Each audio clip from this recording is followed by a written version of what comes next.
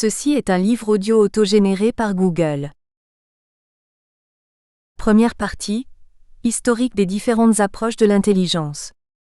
Nous commencerons cet ouvrage par de brèves définitions de l'intelligence. Selon Reuchlin, 1994, l'intelligence a fait l'objet de nombreuses définitions différentes dans l'histoire de la psychologie.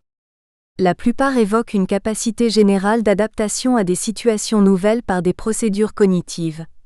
Page 391.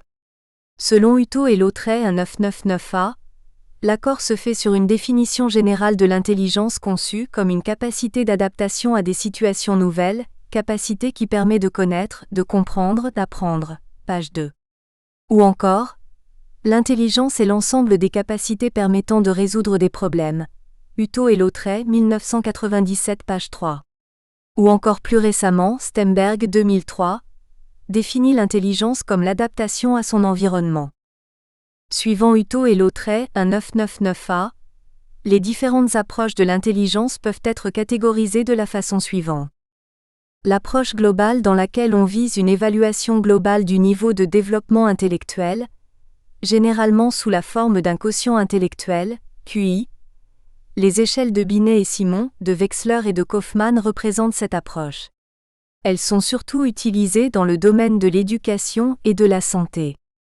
L'approche factorielle correspondant à une conception plus différenciée de l'intelligence et qui vise à évaluer des aptitudes relativement spécifiques comme l'aptitude verbale, numérique ou spatiale.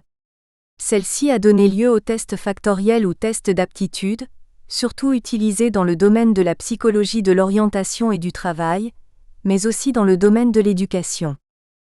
L'approche processielle inspirée du modèle général du traitement de l'information, où l'on cherche à mettre en évidence les processus qui permettent de comprendre les performances observées.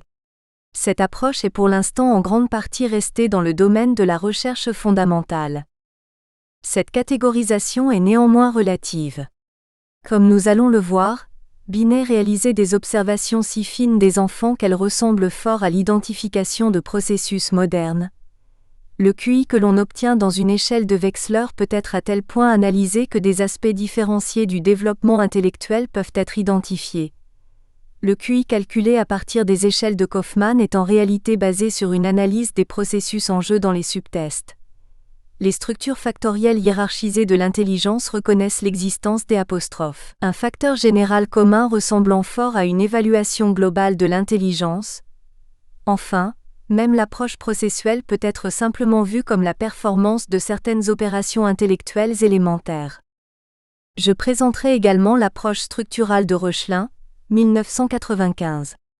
Celle-ci ne se situe pas au même niveau que les précédentes au sens où elle n'est pas liée directement à certains types de tests d'intelligence, mais présente une conception plus générale de l'étude de la psychologie. Enfin, je conclurai sur les aspects méthodologiques qui sont communs à ces différentes approches et qui sont communs à ma propre approche intégrative. Chapitre 1 L'approche globale. 1 Binet et Simon. Les premières tentatives d'évaluation de l'intelligence ont été développées par Galton. En 1884, Galton a pour objectif de mesurer l'intelligence, et notamment les différences individuelles dans l'intelligence mais à partir de mesures anthropométriques, caractéristiques qui sont pour lui innées et héréditaires. Par exemple, la taille du cerveau est pour lui un indicateur de l'intelligence, où les mesures de temps de réaction sont indicatrices de l'efficacité globale du système nerveux. Cattell, 1860 à 1944, succédera à Galton et en 1889, il continue son programme sur des mesures de discrimination sensorielle et de temps de réaction. On trouve notamment la liste suivante, Nicolas, 2001. Pression dynamométrique, vitesse du mouvement, zone sensitive, pression douloureuse, seuil différentiel de poids, temps de réaction auditif, temps de dénomination des couleurs, bisection des apostrophes. Une ligne de 50 cm, jugement d'une durée de 10 secondes, nombre de lettres mémorisées après une seule écoute.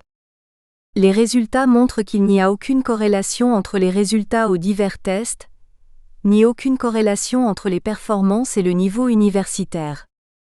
Quelques années plus tard, Binet réussit là où tous les autres avaient échoué avec la construction de l'échelle métrique de l'intelligence.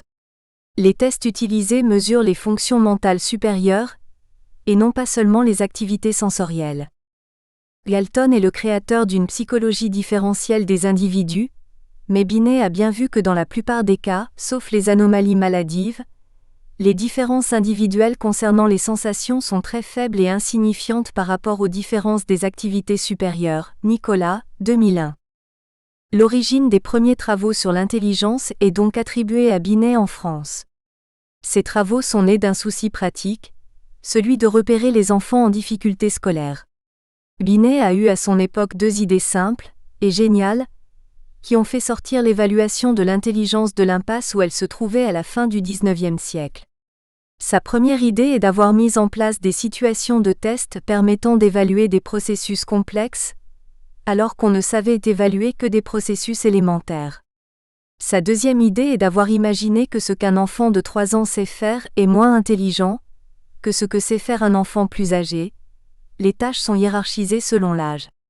Pour être caractéristique de l'intelligence d'un enfant de 11 ans, un item doit être encore échoué par une majorité d'enfants de 10 ans, réussi par presque tous les enfants de 12 ans et par environ 50% des enfants de 11 ans.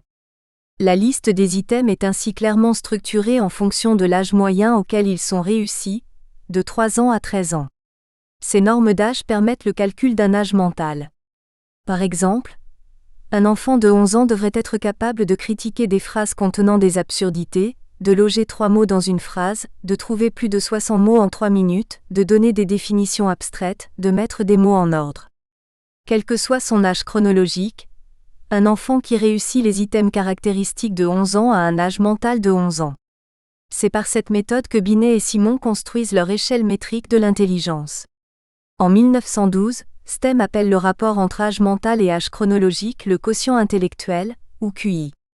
C'est en ce sens que l'approche de l'intelligence de Binet est considérée comme globale, du fait qu'un QI global est calculé.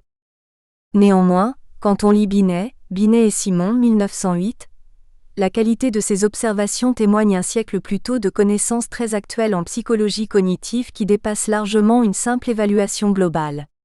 Par exemple, il analyse les erreurs des enfants lors de la répétition de chiffres et l'on peut reconnaître des phénomènes bien connus aujourd'hui d'effet de récence. Les derniers chiffres sont mieux retenus car encore présents en mémoire à court terme, mis en évidence dans les courbes sérielles ou de fonctionnement exécutif. Certains enfants ne peuvent s'empêcher de donner des suites de chiffres correspondant à l'ordre naturel. Dans une tâche de fluidité verbale, il analyse l'ordre des mots donnés par l'enfant. On peut alors reconnaître des concepts liés à l'organisation de la mémoire à long terme. Pour Binet, le test de compréhension est l'épreuve qui répond le mieux à la notion vulgaire de l'intelligence. On peut faire des erreurs d'inattention ou manquer de culture, mais les questions de compréhension dissipent tous les doutes.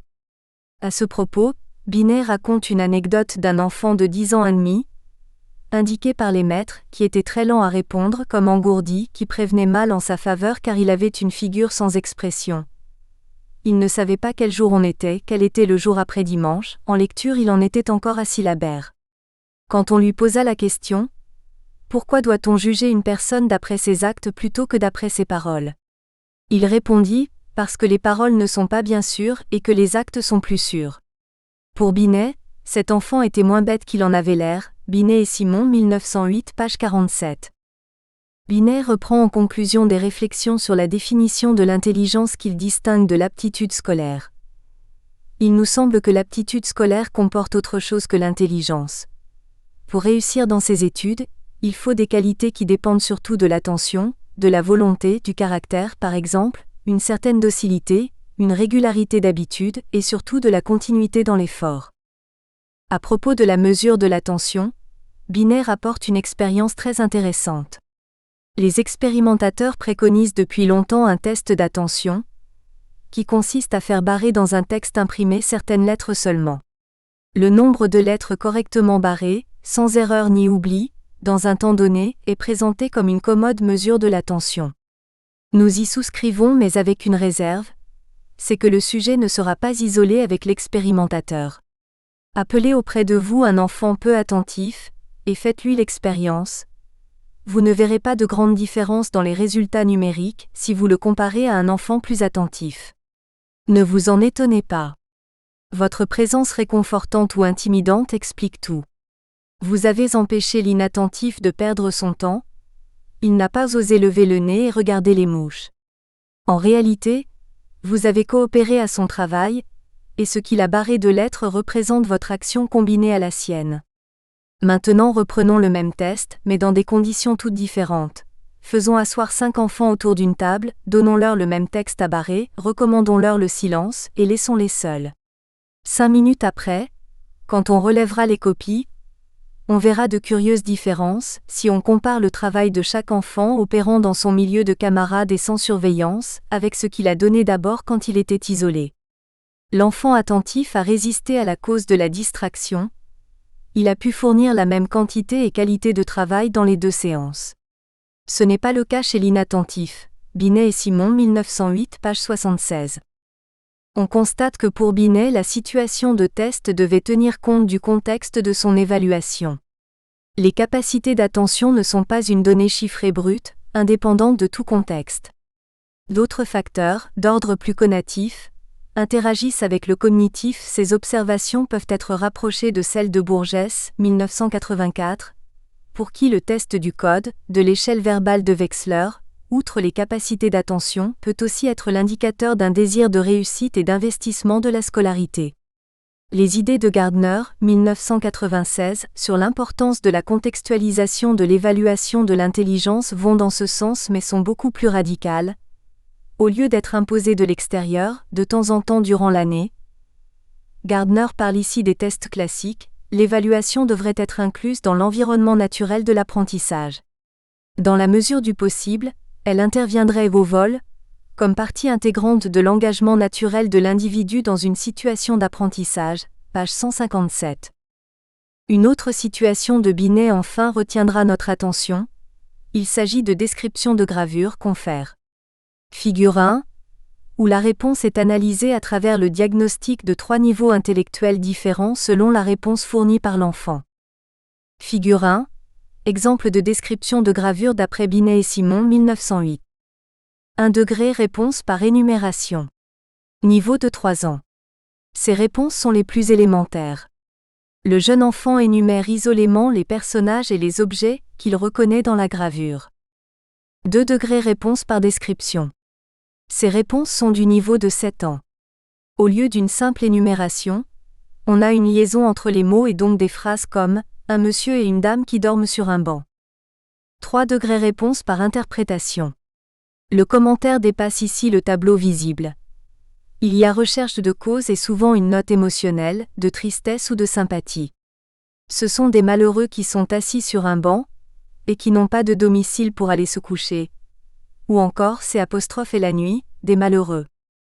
On voit que pour Binet, l'intelligence n'était pas déconnectée de l'émotion ou du contexte social, intelligence sociale, et qu'en cela il était une fois de plus un siècle en avance.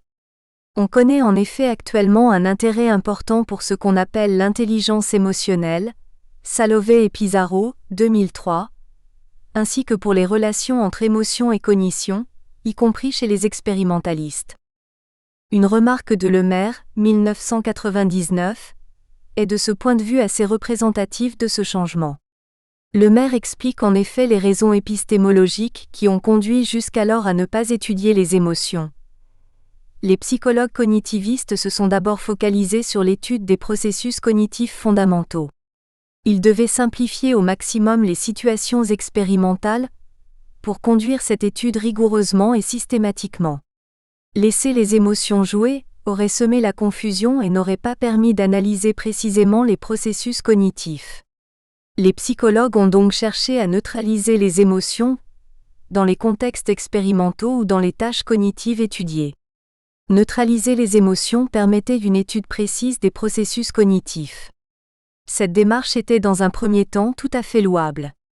En science, pour bien connaître son objet, il faut l'isoler et étudier systématiquement les facteurs qui l'affectent, soulignés par nous, page 469. Cette conception, comme nous le verrons plus loin dans cette première partie, est fondamentalement élémentariste au sens que Reuchlin, 1995, donne à ce terme, conception dont Reuchlin s'écarte radicalement, considérant au contraire qu'il faut voir le fonctionnement intellectuel d'emblée comme une structure complexe de relations.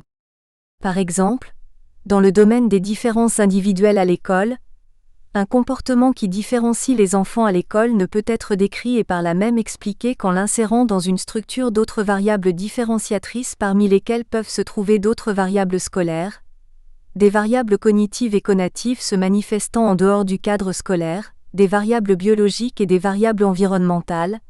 Reuchlin 1991 page 10. Pour Reuchlin ibidem, il est sans doute vain de rechercher la variable élémentaire singulière expliquant toutes choses égales par ailleurs, un fonctionnement complexe en situation habituelle. La relation bivariée entre une variable élémentaire et un processus complexe comme le sont ceux qui régissent les acquisitions scolaires, ne s'établit pas nécessairement du bas, l'élémentaire, vers le haut, le complexe. Cette relation peut changer lorsque changent de valeur d'autres variables liées aux deux variables considérées. Ces autres variables peuvent certes être maintenues constantes par une sélection des conditions d'expérience ou une sélection des sujets. Mais on ne sait plus alors dans quelle mesure les résultats ainsi obtenus restent valables pour les conditions changeantes et pour les sujets différents des situations habituelles, scolaires notamment. Cette discussion sera reprise au moment où je présenterai ma propre approche intégrative de l'intelligence. 2. Wechsler. Wechsler a été très influencé par Binet et pensait comme lui que la mesure de l'intelligence devait porter sur des contenus divers et des processus complexes. Il concevait l'intelligence comme un tout, une entité globale, la capacité de l'individu d'agir dans un but déterminé, de penser rationnellement et d'entrer efficacement en contact avec son environnement. Wechsler, 1973. Wechsler a eu aussi, comme Binet, deux idées géniales. Il a compris que le QI que l'on calculait à l'époque, le QI de STEM, âge mental, âge réel x100, ne permettait pas d'évaluer l'intelligence chez l'adulte. Il a inventé un nouveau calcul de QI, où la performance du sujet est transformée en un rang dans son groupe d'âge. Il a également compris que le support des situations de Binet était trop verbal, et qu'il pouvait ainsi désavantager les sujets ayant un niveau culturel plus faible. Pour cela, il a été influencé par l'Army Test mis au point par Yerkes en 1917 pour recruter les soldats alors qu'une partie non négligeable d'entre eux étaient étrangers ou analphabètes. L'Army Beta a ainsi inspiré l'échelle de performance et l'Army Alpha, l'échelle verbale. Les cubes de Coe sont de cette même époque, Coe 1920. Coe pensait en effet également que le test de Binet était trop exclusivement à support verbal. L'approche de l'intelligence réalisée par Wechsler est parfois considérée comme unitaire, ou holistique, ou globale, du fait du calcul d'un QI global. Il est vrai que Wechsler connaissait très bien la théorie de Spearman, Wechsler, 1973, qui lui permettait de justifier le calcul du QI. Néanmoins, l'analyse statistique des différences entre les notes standardisées de chacun des subtests qui composent chaque échelle, ainsi que l'analyse statistique des différences entre les deux QI, verbal et performance, permet bien au contraire d'aller au-delà de ce calcul global. Plus récemment, la dernière échelle de Wechsler pour adultes, WAIS3, 2000, comprend même de nouveaux indices factoriels permettant encore d'affiner l'analyse de l'intelligence d'un individu. Plus précisément, les subtests de l'échelle verbale, après analyse factorielle, ont été divisés à quelques aménagements près en deux indices, mémoire de travail et compréhension verbale. De même, les subtests de l'échelle de performance ont été divisés en deux indices, vitesse de traitement de l'information et organisation perceptive, confère. Tableau 1. Tableau 1, nouveaux indices factoriels de la WAIS3. Afin de renforcer le cluster de mémoire de travail, MDT, un nouveau subtest a été créé, séquence lettres-chiffres. Dans cette tâche, le sujet doit remettre en ordre des chiffres et des lettres présentées de façon aléatoire. Par exemple, la séquence suivante est donnée, tome 9A, 3 et le sujet doit répéter 3 9AT. De même, afin de renforcer le cluster de vitesse de traitement, VT, un nouveau subtest a été créé, symbole. Dans cette tâche, on présente au sujet deux symboles en cible et une suite de 5 symboles sur la même ligne. Le sujet doit dire si un des deux symboles de la cible est dans la suite des 5 symboles, oui, non. Ces modifications ont été notamment motivées par la recherche d'une bonne validité de l'épreuve pour les personnes âgées. On constate en effet que la mémoire de travail qui décline rapidement avec l'âge, est bien distinguée de la compréhension verbale qui décline beaucoup plus tard. De même, la vitesse de traitement qui décline rapidement est distinguée de l'organisation perceptive, confère. Tableau 1. Il est précisé dans le manuel de la WAIS 3 que par contre, ces nouveaux subtests ne rentrent pas dans le calcul du QI afin de ne pas donner trop de poids dans le QI aux capacités de MDT et de VT. Il est également précisé que l'arrangement d'images, tâche qui consiste à remettre en ordre des images représentant des personnages et qui racontent une histoire, et la compréhension ne rentre pas dans le calcul des indices factoriels. Par contre, il rentre dans le calcul des QI, arrangement d'images dans le QIP et compréhension dans le QIV. Ces deux derniers détails de calcul des différentes notes à la WAIS 3 méritent une remarque et témoignent de la conception très pragmatique de ces échelles, c'est-à-dire non basées exclusivement sur des considérations théoriques ou statistiques. En effet, bien qu'il soit clairement pris en compte de l'importance de la mémoire de travail pour le fonctionnement intellectuel, on constate que son poids quantitatif est limité pour l'évaluation globale, le QI.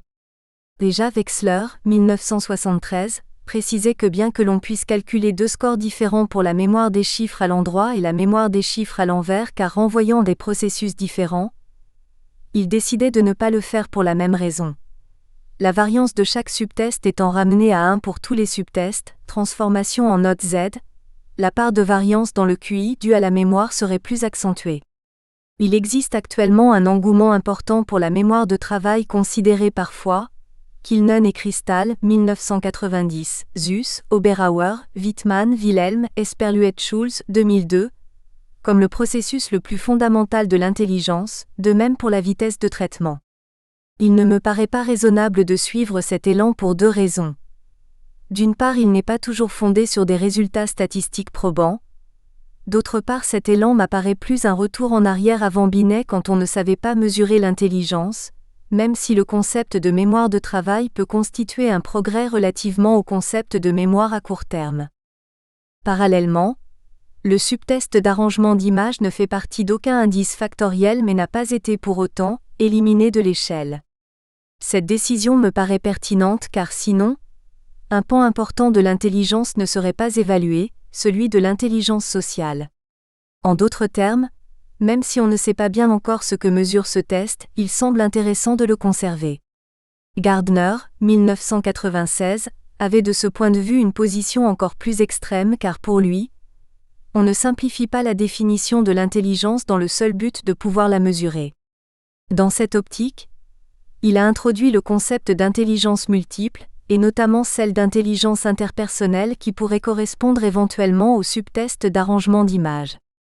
Néanmoins, la conception de Gardner sur l'évaluation étant radicalement contextuelle, écologique, il ne doit sans doute pas considérer ce subtest comme mesurant cette intelligence interpersonnelle. En effet, pour lui l'intelligence se mesure en actes et on évaluera l'intelligence interpersonnelle, en observant l'individu lorsqu'il est confronté à une discussion avec un vendeur ou lorsqu'il doit naviguer dans une réunion particulièrement houleuse. Page 158. On remarquera également que bien que des analyses factorielles soient réalisées sur les échelles de Wechsler, ces échelles ne font pas partie de l'approche factorielle de l'intelligence, en effet, cette dernière, comme nous allons le voir, a des objectifs différents. Dans la tradition factorielle, on espère trouver des tests, appelés tests factoriels, saturant bien une aptitude et pas une autre. De ce fait, on cherche des tests, même si c'est empiriquement représentant des aptitudes les plus pures possibles. C'est pour cette raison que, bien que l'arrangement d'images par exemple sature mal une seule des deux échelles, l'échelle de performance, il sera néanmoins conservé car il est utile pour une appréhension globale des performances intellectuelles du sujet, d'où le terme de Hochpo parfois employé pour qualifier ces échelles. Les échelles de Wechsler connaissent un succès considérable auprès des praticiens. Une enquête récente, Castro, Meljac et Joubert, 1996, sur l'utilisation des tests chez les psychologues cliniciens français, montre que 88% des répondants considèrent l'utilisation des tests comme une activité indissociable de leur pratique et effectuent des évaluations à visée diagnostique et clinique. 91% affirment avoir personnellement l'initiative de l'instrument. 86% apprécient le fait que les tests leur donnent un statut d'expert vis-à-vis de l'équipe pluridisciplinaire. Ces résultats semblent montrer un changement notable dans les représentations professionnelles vis-à-vis des tests qui étaient perçus comme des outils serviles de la classification outrancière, ou comme des obstacles inutiles sur la voie de la relation à l'autre. Page 76. Les tests d'intelligence les plus utilisés sont les échelles de Wechsler, que ce soit chez l'enfant, WISC, ou l'adulte, WAIS. 66% des praticiens utilisent ces épreuves fréquemment. Néanmoins, ainsi que le souligne Grégoire, 2000, les échelles de Wechsler ne permettant toujours pas d'accéder aux processus qui ont mené à la performance observée. Il y a bien dans la WAIS 3 quelques tentatives d'approche des processus, notamment sur l'analyse des erreurs dans le code. Il existe une procédure complémentaire où l'on demande au sujet de dessiner de mémoire les différents couples de symboles afin d'observer la part d'apprentissage incident. Néanmoins, ce n'est pas l'approche générale de ces échelles qui reste surtout quantitative, même si certaines analyses cliniques laissent parfois présager que des études systématiques permettraient l'identification des processus qui ont conduit à la performance. Burgess, 1984, Wechsler, 1973. Pour ne donner qu'un exemple de la nécessité de l'analyse de ces processus, on constate dans la matrice de corrélation de la WAISII que le subtest arrangement d'images, censé appartenir à l'échelle de performance, corrèle autant avec certains tests de l'échelle verbale qu'avec certains tests de l'échelle de performance. Quand on regarde ces corrélations de plus près, on peut faire 3 observations. 1. L'arrangement d'images corrèle bien avec les cubes et le complétement d'images, ce que l'on peut interpréter comme la présence d'un processus commun d'analyse des stimuli visuels. 2. Il corrèle également avec les matrices, ce que l'on peut comprendre par le fait que l'histoire construite doit être logique. 3. Les bonnes corrélations avec la plupart des subtests de l'échelle verbale, excepté la mémoire des chiffres, peuvent être expliquées par la nécessité pour le sujet de se raconter intérieurement une histoire. Enfin, la performance à ce subtest est rapprochée non plus sur un plan statistique, mais clinique, Burgess, 1984, de la performance au subtest compréhension de l'échelle verbale comme appartenant à un même facteur d'adaptation sociale. On peut conclure de ces observations que la performance au subtest arrangement d'images mériterait d'être analysée du point de vue des processus impliqués. Une méthode pour étudier les stratégies dans cette tâche pourrait consister à demander au sujet des verbalisations à haute voix en cours de résolution. Il est en effet difficile de l'interroger à la fin de chaque item, une fois qu'il a ordonné les images, du fait que le traitement étant relativement long, on risque d'obtenir davantage de rationalisation de l'ordre des images que les véritables processus de résolution, du fait de l'oubli de ces processus qui ne seront plus en mémoire de travail. Hock, 1984. On peut faire l'hypothèse que les verbalisations porteraient notamment au niveau de l'encodage sur les aspects sociaux des images, que cet encodage serait plus ou moins élaboré au sens où le sujet mettrait en œuvre, plus ou moins, une analyse approfondie de l'image, puis sur des processus de raisonnement liant logiquement les informations sélectionnées, devant en principe découler sur une histoire. Éventuellement, le sujet pourrait aussi verbaliser des processus de vérification de l'ordre réalisé. La méthode de mise en liaison de ces différentes variables qualitatives pourrait être, comme dans une autre recherche sur les cubes de Coe, Rosenquist, 1991, une analyse factorielle des correspondances multiples suivie d'une classification ascendante hiérarchique. Cette identification des stratégies serait complétée par la mise en relation avec des tests actuellement en liaison avec l'arrangement d'images, à savoir le test de compréhension, censé mesurer également l'adaptation sociale, le test de matrice, censé mesurer le raisonnement logique, un test verbal de vocabulaire compte tenu de l'aspect verbal des histoires que racontent les images, et les cubes de Coe pour les capacités d'analyse d'un stimulus visuel. 3. Kaufman et Kaufman. Alan Kaufman, élève et collaborateur de Wechsler, a introduit une nouvelle échelle de l'intelligence pour enfants, assez différente par certains aspects du WISC. Elle partage avec le WISC la cotation qui permet de calculer, outre des indices partiels, un QI global utilisé, tout comme le WISC, dans la pratique, notamment dans les domaines de l'éducation et de la santé. Cette nouvelle échelle, appelée le KABC, Kaufman Assessment Battery for Children, arrivé en France en 1993, est né de plusieurs constats, Kaufmann et collectif 1994. Tout d'abord, il s'est avéré que la dichotomie verbale-non verbale ne correspondait pas à la structure factorielle du WISC car un troisième facteur est apparu, appelé distractibilité, interprété comme la mise en œuvre de processus séquentiels indépendamment du contenu symbolique. Par ailleurs, les progrès en neuropsychologie et en psychologie cognitive faisaient apparaître une nouvelle dichotomie, différente de la dichotomie verbale-non verbale des échelles de Wechsler, basée sur les processus mentaux séquentiels versus simultanés. De ce fait, le KABC comporte une échelle d'évaluation des processus séquentiels et une échelle d'évaluation des processus simultanés. Enfin, nous espérons que vous avez apprécié cet aperçu. Pour continuer à écouter ce livre audio sur Google Play Livres, utilisez le lien dans la description de la vidéo.